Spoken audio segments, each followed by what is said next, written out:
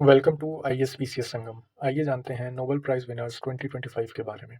Subject wise चलते हैं। सबसे पहले फिजिक्स। इसमें आपको 3 नाम याद रखने हैं, मार्टिनेस, क्लार्क और डेवोरे।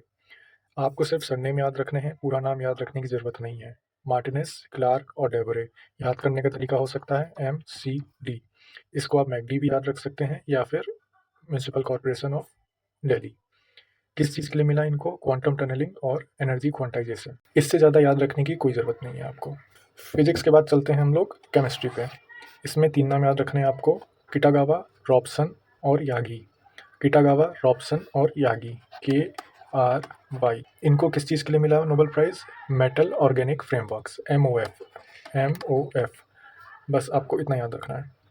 केमिस्ट्री के बाद चलते हैं मेडिसिन पे। 3 नाम याद रखने हैं इसमें आपको, ब्रोंको, रैम्सडेल और साकागुची।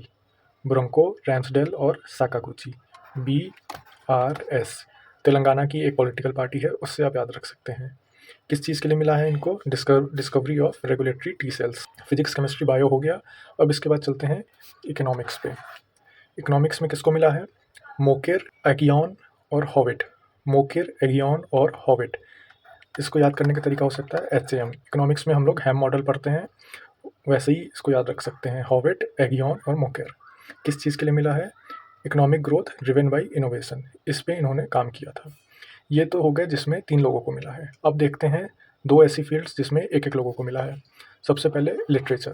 इसमें आपको नाम याद रखना है, क्रेजना होरकोई। क्रेजना होरकोई। देखिए, आपको अगर एग्जैक्ट नाम याद नहीं भी होता है तो कोई दिक्कत नहीं, क्योंकि आपको एग्जैक्ट नाम लिखने को नहीं आएगा, आपको ऑप्शंस में देख के टिक करना होगा। किस चीज़ के लिए मिला है इनको?